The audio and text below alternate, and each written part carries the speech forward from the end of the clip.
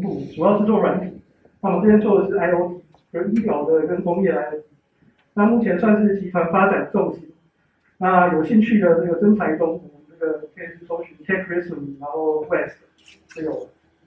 对，然后有副薪资范围。对，那我可以跟你保证，领的比这个上面多。对，我是领的比上面多啊。对，那如果有兴趣的话，可以说是我介绍的。那这个到时候也不用bonus可以分一半的。对，然后我们是 Costco 赞助商，对，跟 Microsoft 同等。对，然后投影片，对，大家都有兴趣的就投影片。那这个有兴趣就可以扫一下 QR code。然后如果有兴趣的话，也可以顺便订阅一下部落格。虽然现在是空旷片，因为重新开张，然后之后应该会有一些 Ruby 啊或者是相关的内容。哦，现在大家扫 QR code 的速度都比以前快很多，大家经过2年的练习之后，手速都快很多。好，那最后还会有对5分钟。好，那我们先看一下今天会讲什么。今天会讲这个 Ruby 的型别系统，本来的型别系统哪些东西，大概。然后呢，为什么要做型别检查？然后 Ruby 的这些型别检查工具的特色。然后呢，它有几个，第一种工具叫 Sorbet， 然后再来的话有一个叫 Steep， 然后再来我们会做这2个之间的这个比较的，最后就是 Q&A。好，那我们先讲一下 Ruby 的型别系统。那第一个 Ruby 型别系统，第一个特色就是强型别。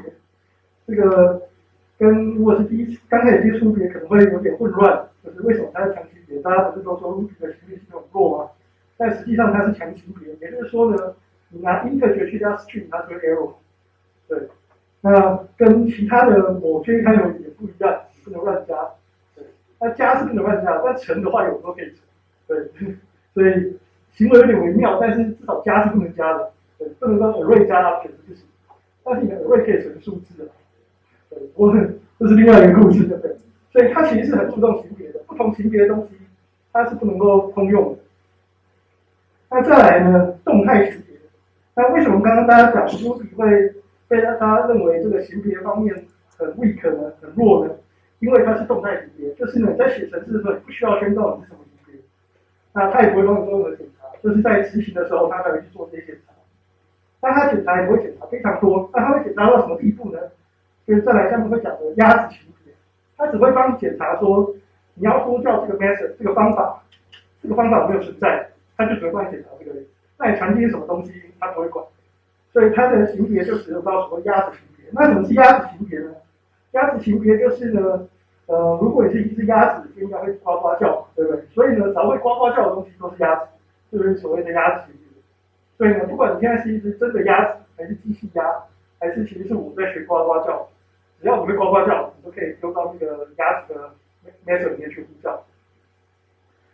那这个东西呢，其实它的根源很深，它根源是什么呢？其实是 Ruby 的另外一个核心概念，也就是所有东西都是物件，所有东西都是 object。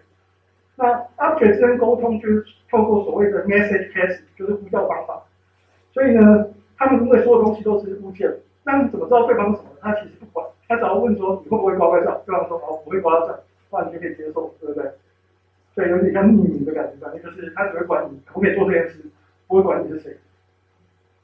那再来下面的话，还有一些特色。第一个就是单一继承，就是说你只能够继承一个东西，不能够跟 C 加加一样，就是你同时继承机器人跟同时继承鸭子。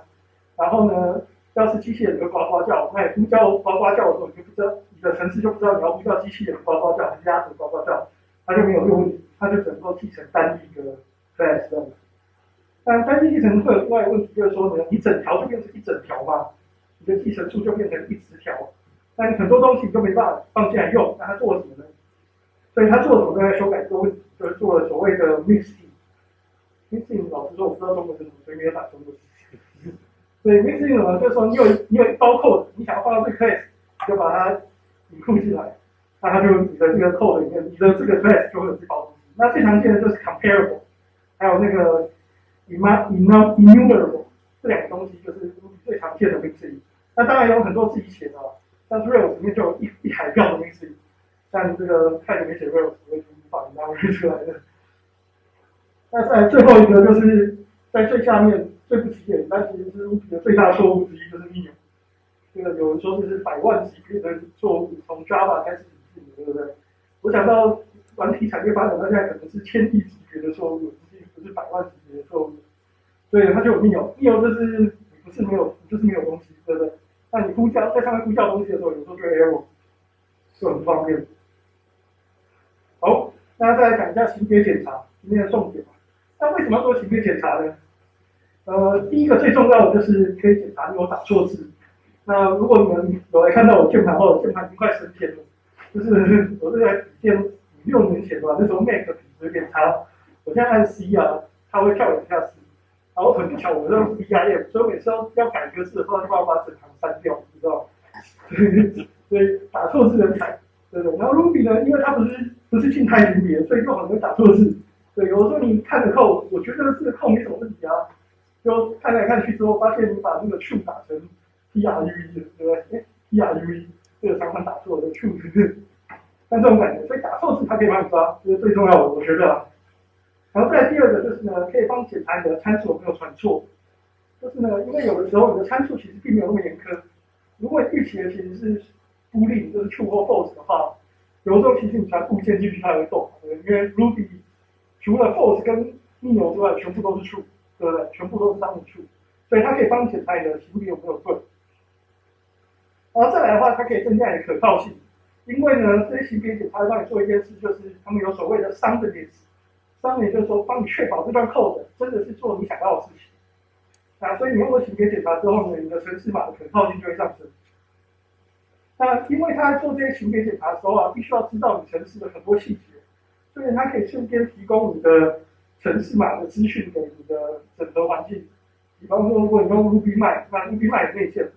但如果你是用别的像什么 VS Code， 以前是没有任何的方便的功能，你只能够用 search。对不对？然后那个 global search， 然后看你东西在哪里，对不对？然后你要找那个 2S， 那一 search 出来200，对不对？就崩溃了，你不知道到底去用在哪里。对，它另外的功能就是可以提供的程式码资讯来源，所以你可以做一些先进的东西，像是什么跳到定义啊，或者是看哪里有呼叫之类的。那这样我们讲一下 Ruby 型别检查工具的共同特色。那第一个就是呢，没有官方的，可以吗？所以今天讲的东西都不是官方。对，那再来下一个就是呢，它是渐进式。等一下我们讲什么叫渐进式。然后再来呢，它用的是所谓的型别定义档。好，那什么叫做没有官方呢？没有官方就是官方没有出嘛。那为什么还是会有呢？就是官方可以让大家自由发挥。但是官方虽然没有做检查工具，但他们有做官方的型别标注。也就是说呢，就是它可以让你的程式码，你可以用一个固定的方法去标型别，但是它不会让你做检查，他们没有提供检查功能。要检查就是你用第三方来检查。那这个检查的，那这个标注的方法叫做 Ruby Signature，RBS。那虽然你会觉得没有官方检查很奇怪，但其他也其实很多也是这样，其实 Python 也是 ，JavaScript 也是，他们其实都没有官方的检查，其实大家都是自己做，都是第三方的。那刚刚讲到型别 Ruby Signature 这个定义档，那它是官方的型别定义格式，然后呢，它是跟你的程式码分开的独立的档案。那但是它也有一些工具，它也可以从原始码，你的程式码自动产生一个范本，然后从这个范本再去填你的 type 是什么，知道吗？然后再来呢，渐进式，什么叫渐进式呢？渐进式就是说呢，因为我们现在普通的Ruby 程式码其实完全没有任何的 type 的定义，对不对？那它可以做渐进式，比如说你可以只检查一部分。那你可以检查一部分的话，你就可以降低你使用它的难度。因为假设你的程式码有500个档案，你要是非常严格，一开始500个都要用，你绝对不会用，因为光改这个就要改半年，老板就会说不行，我没有半年的时间，对不对？但如果你说，我用这个只要1天，对不对？1天之后，我们再慢慢每次这个解扣的时候偷加，对不对？那你的程式码就会越来越好，那就可以慢慢的把这个程式检查的型别检查导入这样。那其他语言其实很多动态语言做的型别检查器也都是这样，像是 Python 啊、TypeScript 他们都是做这种渐进式的检查。那再讲一下型别定义档，跳回来。所以呢，第一个就是型别定义档。那什么是型别定义档？它就是独立档案嘛，刚刚讲。所以左边红色就是你的 source code， 有一个 class 叫 foo， 那你定一个 bar 这个 method 这样子，然后吃一个 s 嘛。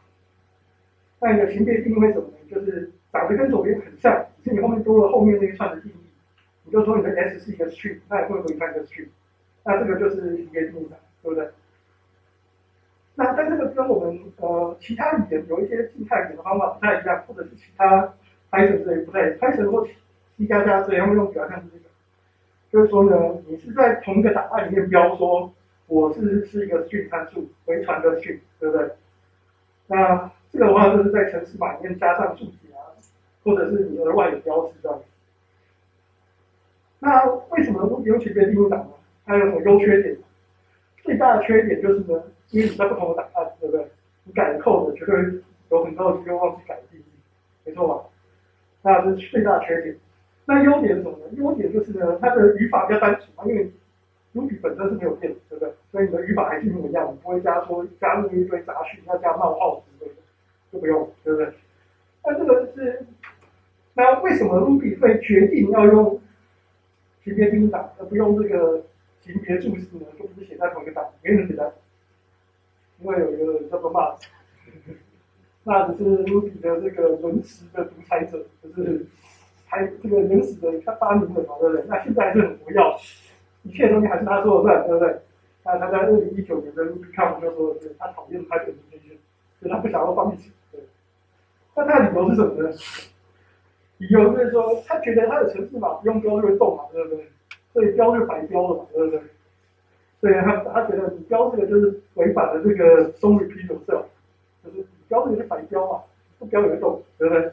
然后另外一个我觉得比较合理的理由是这个，就是呢，未来科技，现在科技是需要标的，但是10年后、20年后，说明科技够进步了，你就可以不用标。那他举个例子像什么呢？就是说呢，之后啊，说不定可以用这个你的那个 unit test， 对不对？unit test 会跑过去嘛，对不对？那跑过去的时间呢，同时它就可以收集你到底是哪一些 type， 它就可以自动产生这些 type 定义，你就不需要手工做，对不对？所以他这个理由我觉得还蛮有道理的，因为呢，那另外就是如果你已经加进你这个程式语言的 spec， 进来的东西是很难删掉，对不对？所以呢，一旦进去你的程式语言的 spec， 你永远以后就会看到这个冒号，就没有救了。所以他决定先不加，先放其他档案上。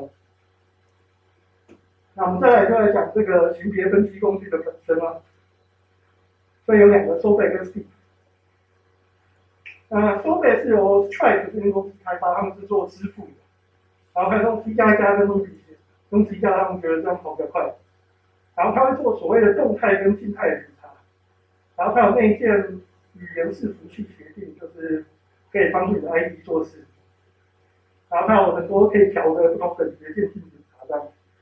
然后他做一个决定，就是他同时支援2种，所以可以写在你档案里面，你也可以写在外面，都可以，它都会动。那我先讲一下静态检查。静态检查就是你就执行收费这个程式，然后呢，它就会帮你检查型别，不需要真的跑起来。那你什么时候会用这种呢？就是你在写 code 中，你就会用这个，你可以搭配 LSP 的 server， 你就可以不需要另外跑，就会跑，就会动。或者是你在 CI， 就是你在build 你的程式，你要 build 什么 container image 的时候，你可以跑静态。那失败你就 fail 这个 pull request。那动态的检查呢？动态检查就是你真的程式在跑起来之后，它在跑的中间去检查你型别有没有错，然后它可以调你要产生错误还是产生 log。所以呢，如果你有跑 unit test 或者是整个程式 integration test， 或者在你的 staging 环境、测试环境上，你就可以把它打开，然后让它产生 error， 就让它坏掉。然后呢，到真正 production 真正在跑的环境正式环境上，你可以把它调成用 log 的模式，就是说呢，它不会让你的程式坏掉，但它会记录下来。那你就可以看到说，哎，它在什么时候达到预期之外的 type。然后刚刚讲的这个 LSP 呢，所以呢，它收给了内建 LSP， 所以呢，搭配 VS Code 或者是那个 Emacs 的话，你只要装了这些编辑器，然后有开它的 LSP， 你就可以及时显示错误，你不需要另外去跑指令，你就不需要每次打3行然后去跑一下。对。然后呢，它也提供额外的功能，像是你可以 jump definition， 就可以跑到说哪里定义了这个 method， 就是 Ruby 最难看到的，就是你不知道到底呼叫怎么做，对不对？然后再来有哪里用到这个 code， 然后它也可以做改那再来讲一下渐进检查。所以渐进检查的话呢，它可以有不同等级，你只要在你的档案，就是每一个档案前面加上这个神奇的注解 type 的，然后看你要哪一个等级，它就可以设定检查等级。所以呢，最低的最不讲检查就是 ignore 就是完全忽略，它不需要是一个有效的英语程式，就是你要点 RT 在里面投放 Python， 它也不会管你，对，它完全不管。那再来就是 false 呢，它不会检查级别，它只会检查你是不是有效的 Ruby。那再来下一层就是呢 true 就是说它会检查有定义，什么都有定义呢？就算你全部都没写，这个 standard library 就是什么 array 啊、hash 啊，对不对 ？string 啊这些 method， 它其实都有内建的定义。那你遇到这些定义错的时候，它就会告诉你。所以就算你一行 type definition 都没写，它也是可以帮你找出一些 error。然后再 string 就是说这个档案里面所有东西都有定义，这是比较严苛的。然后再来还有一个更强的叫 strong， 这个他们自己说 bug 我是不要用。好，那它型别标示刚刚讲它两个都可以跑，所以你可以做型别注意，就是在程式码里面的，你也可以用独立的型别定义版。那你可以两个同时用，但是不能够一个 method 不能标两次的。好，那注意的话就是写在同一行嘛，同样的档案里面，所以呢，你就先 extend 的 P 点是一个 P 冒是一个这个 module 之后，你就可以用 C 的这个 method， 然后就可以标说它是的 parameter 是 integer， 然后为它 integer。然后比较有趣的是，因为它是用 module 来做，所以这整个程式码依然是合法的 Ruby 程式码，它并没有发明新的语法，它只是发明一个新的 method， 然后放在你的 method 前面，让它推动。然后它的设计是，它有提供一些 library 可以做变数，也做型别注意。这个是 RPI 型别定义档没办法做的。那型别定义档是什么呢？它就是跟刚刚语法其实一模一样，它就是把那个外面的壳拉出来的，所以它其实语法跟它是一模一样。所以呢，我们就把实作拿掉，它就可以 RPI。但是它就不能够定义对那个变数做型别标识，就只能定义常数啊、method 或者是 instance variable， 就是实体变数。好，那我们看一下基本的型别有哪些。第一个就是 untype， 这个其实是最常见的，对不对？什么都没有做的时候，它就是 untype， 就是不知道怎么 type。但是呢，它很重要一点就是呢，它跟 basic object 不一样。我们刚才讲 Ruby 所有东西都是 object， 那它们都是什么 object？ 一定都是 basic object。可是它跟 basic object 有什么不一样呢？就是呢 ，P 点 untype 它会完全越过型别检查，也就是说你不管，对不对？我不在乎。但是因为把它设成 basic object 的话，就代表我在乎它是什么 type， 但是我不知道它是什么 type， 可以吗？所以一个是我不在乎，一个是我不知道，可以吗？所以呢，当你不知道的时候，你可以先标 basic object， 这样都 OK 的，还是比 untype 强一点点。那再来，它一般的我最常见的 integer 或者是 float， 那再来还有比较 numeric， 就是它们两个都算 numeric。然后 hello 就是一个 string 嘛，然后还有 Ruby 的特色就是 symbol。然后再来讲一个 Ruby 这边的有趣的坑，就是 true false。Ruby 的 true 是一个叫 true class 的网页 ，false 是叫 false class， 它们不是同一个 class， 对吗？所以呢，他们特地做了另外一个 class 叫 boolean， 本来就 Ruby 是没有这个 class。那它其实就是 true 跟 false 这两个 class 的原型，所以要么 true 要么 false。那 array 跟 hash 呢就是一样，所以它 array 跟 hash 这边有用所谓的泛型 generic， 所以你可以把里面的元素是什么倒进去，你可以说它是一个 integer 的 array， 或者是一个 string array。那你也可以标它是一个 hash， 那你的 key 是 symbol，value 是 string， 或者 key 是 string，value 是 integer。那比较有趣的是，这样的语法看起来很不像 Ruby， 但实际上呢，它也是有效的 Ruby 语法，因为你加方括号，它就只是呼叫前面这个东西的方括号的 method， 所以它还是有效 Ruby 语法，相当有趣。好，然后再来 Neobo 就是可能是 Neo， 所以呢，它就其实是本来这个 class integer 跟 Neo class 的连接，所以要么是 Neo， 要么是 integer。那比较有趣的是，它有一个叫 merged 的 method， 所以呢，你呼叫 merged， 如果它这个东西是 Neo 的话，它就会 error。但是你呼叫完 nest 之后，它就会帮你把 type 外面这层 Neo 给脱掉，它就会当成定式群，但不是实际它就会 error。那你想要避免，可以用 fetch 有设计后，它也会有群的。然后这个比较少见啊，就是 block 跟 proc 跟 lambda， 所以它有发明一个新的语法 P 点 proc，然后就可以设定说它有哪些参数，然后 return 值是什么。好，然后再来特殊的型别就是有 any 跟 o，any 就是刚刚讲的连级，所以呢，你可以说我要么是 integer，要么是 string，你就可以用 t 点 any，它就是两个的其中之一。那你传上这个就是要么数字，要么是 string，所以传10会动，它 hello 也会动。然后呢 ，t 点 o 就是两个都要有。那什么时候比较会用？就是刚刚讲 mixing 的时候，所以你可以说我这个东西一定要是 module 1跟 module 2两个 module 都要有。所以它可以用这个东西来做发现比较多。好，然后再来怎么标 method， 刚刚大家看过嘛？我们快去看一下。所以第一个就是一般的参数，就是这种秘密或 keyword argument， 标错 S 不见了，没打到。不过这是一般的 keyword， 其实就是你就把名字写上去就可以了。所以 N 是 integer，S 是超市的 integer。好，另外一个比较有趣的是可变长度。可变长度的话，就是我们常见的就是position argument， 就是位置的这种 argument， 你可以有很多种，无限多个。那你可以标说它是 integer。那因为这个东西一定是 array， 所以它你只要标说它里面的元素是什么就好。所以你只要标说里面元素是 integer 就好，不需要把它是 array 就标出来。那可变长度的 keyword argument 也是一样，你外面的 key 一定是 symbol， 所以 key 你也不用标，它是 hash 这件事也不用标，你只要标它的 hash。然后 block 参数也是一样，只是呢 ，Ruby 的 block 其实你不用特别定义，你不用定义你也可以用。所以呢，它因为不知道你有定义，所以你一定要标，它会要求你一定要标一个 and 什么玩意，就是你传的 block 一定要标，不然它不知道。所以你要加 and block 才可以标这个参数它的态度。好，然后再来这个也是很重要的，也是 Ruby 才有的，就是呢，因为 Ruby 永远会 return 最后一行，对不对？那可是很多时候你其实没有想要 return， 你只想要 print 就好，对不对？但是 print 这个东西也会 return， 没错吧？所以呢，有的时候想要避免这些垃圾值，至少在你心中的垃圾值被人接去用，所以他就做了一个 void 的这个 return。所以呢，他就是不要告诉你说我这个 return 值是不能用，所以如果你试图要用，它就会 error， 没有。好，那再来刚刚讲的可以标变数，那可以标变数是怎么回事呢？所以呢，你可以强制把某个变数的 type 标成某个 type， 可以吗？那不合理它就有 error， 所以你可以强制标变数。那再来，你也可以强制把某个变数转成别的 type。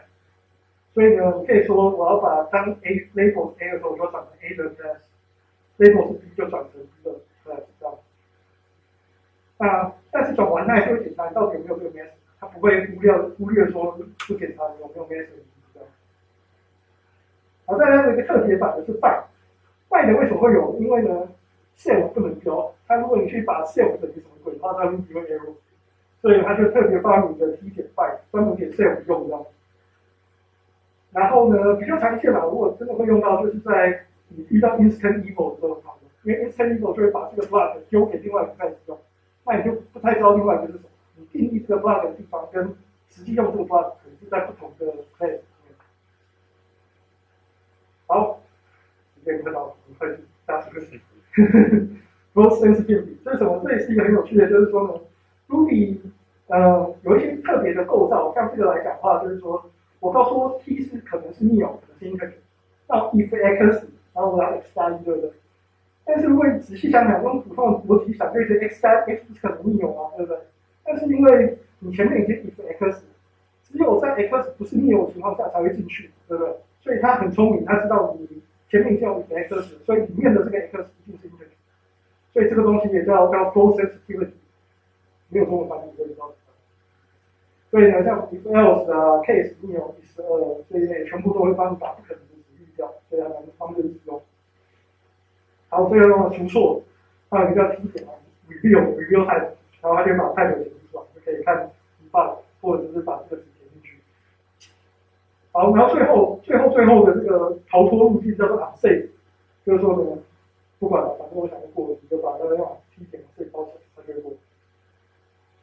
好，然后有一些进阶的时间不足，那什么 abstract class 啊 final class 之类的。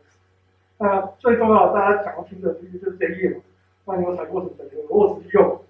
第一个就是呢，它帮你把所有东西都include进来，所以呢，如果你的 Ruby 东西 Ruby 档案是打算来直接执行，它也会include进来，然后你就执行到那个档，然后它你的code就会坏掉，对不对？因为你可能在里面做各式各样的东西嘛。所以呢，如果你的 script 是要拿来直接执行的话，你要用 if file 等等 program name 包起来，把你真正执行的再用 code 包起来，要不然它那边会被执行到，它就会 error。然后再来另外一个就是跟上一场的 aspect 很好用，有动态，但是呢有一大票 type error， 我是目前是全部一个做，反正 aspect 的没差。然后呢再来就是很多句子都还没有 type definition， 所以呢要用要自己加。不过现在就是这个跟 Postcard 切子做出贡献的大时期这样。然后 Steep 这个就快速带过，是把这么多手套写用物理写，它是淡光方，因为这个东西跟 RBS 同一个作者，然后它是静态检查用 RBS， 然后还有一个 Steep File 可以定义东西，然后它也是建立检查，但是呢，如果你不想要检查的话，就是要在 Steep File 里面去做的，所以它没有神奇comment可以用。然后它第一档就是标准 RBS， 那用的不多了。那 RBS 跟 RBI 有差呢？主要是 RBI 功能比较多，但 RBS 可以做 overload，实际上选哪一个都没差，因为有工具可以转。那你要用 Steep 来收尾，看篇幅就只好用收尾，比较成熟，然后 Stripe 是有在用的。好，结论就是型别检查器正在热烈发展。那收尾目前比较这个成熟。那如果你想要踏入这个领域，想要做开源贡献的话，现在是大好时机。好 ，Q&A。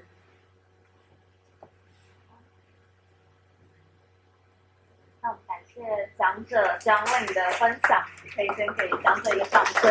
那这边的话有想要问问题的话，可以直接举手，然后我会把麦克风拿给你。那我们也可以看一下 Slido 上面，好像看一下有没有问题。好，有一个人问说，如果 hash 里不同的 key value 的型别是混合的，怎么办？如果不是混合的话，那就像刚刚说的这个any， 对不对？所以你的 value 本身 any， 当然是你不想改 code 的是这样，但是比较好，当然是你最好这个 hash 就不要乱塞嘛。那如果你真的很想乱塞，你就 any， 那你就 any 你的 key 可能是 symbol 跟 symbol 或 string any， 对不对？然后 value 可能是 integer 或 float， 就 any， 你就 any 一票 any 下去就对了。OK， 那还有人有问题吗？可以踊跃举手发问题，或者是想要分享你们自己的做法，也可以分享。哦，白色衣服的。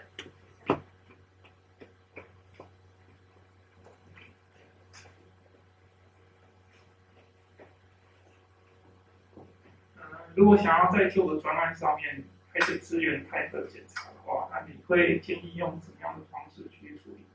好，其实我们有讲到收北，其实它这方面做得很好，所以呢，你去装了收北，然后呢，照它说明文件装下去之后，它其实会先偷偷帮你跑过一次检查，然后呢，如果它发现这个档案 error 很多，它就会帮你直接指控；如果发现这个档案没有 error， 它就会帮你加成 true 这样。所以呢，你就直接收北装下去，然后呢，就注意刚刚说的那个雷，就是那个你的 script 要用那个 if 前叫什么？底线 file 的 program 那个包起来之后，你就直接收尾跑下去，所有每一个档案可以标说这个它已经检查还是不会检查。对，所以这样子应该就可以有第一步了。那之后你就一个档案一个档案把它打开，然后去看它到底怎么样。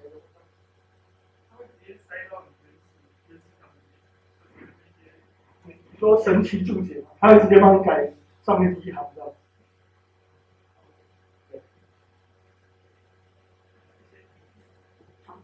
那我们现在时间是39分，可能还可以有一个人可以提问，有人要举手吗？好。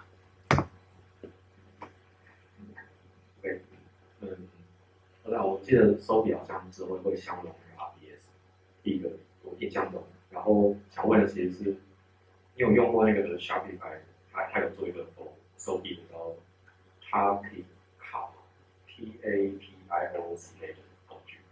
你有在用那个？没有。对，好，因为我自己有一些专案就非 Rails 类型，然后遇到的问题比较像是说，收笔有时候生成的都会卡住，然后因为它会只准备档案，然后有时候就卡住。然后我后来是用 Shopify 这个工具，它有正常生成，而且听说它可以帮你把一些卷就是猜测这样子，然后他们好像帮收笔做非常多的卷的那个API 的，我印象中是这样子。这个所以叫脱 tapioca，其实有点像那个真奶嘛。真奶的那个发音，对，但它是 CA， 对，好像就是变成官方的这个。哦，感谢支持。